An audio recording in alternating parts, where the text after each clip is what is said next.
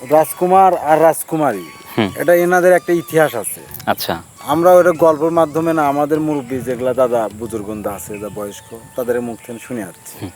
বিয়ে করে আসার পথে রাজকুমারীকে নিয়ে আসে, তখন এই জয়সাগরের পাশ দিয়ে যায়। আচ্ছা। তখন এখানে তার বলে পালকি নামাইছিল।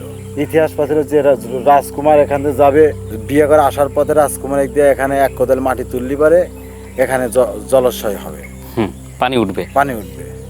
রাজা অচ্যুত সেন জয়কুমারকে অনুরোধ করলেন, আমার রাজ্যের মানুষের তৃষ্ণা মেটাতে এই দিঘিতে নেমে এক কোদাল মাটি তুলতে হবে।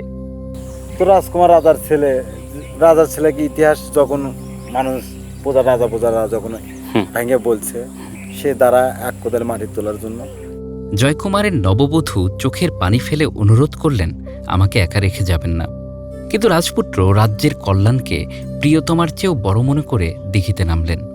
বলা হয় প্রথম কোদাল মাটি তুলতেই দিঘি হুহু করে পানিতে ভরে ওঠে, কিন্তু সেই সাথে রাজপুত্র তলিয়ে যান চিরতরে।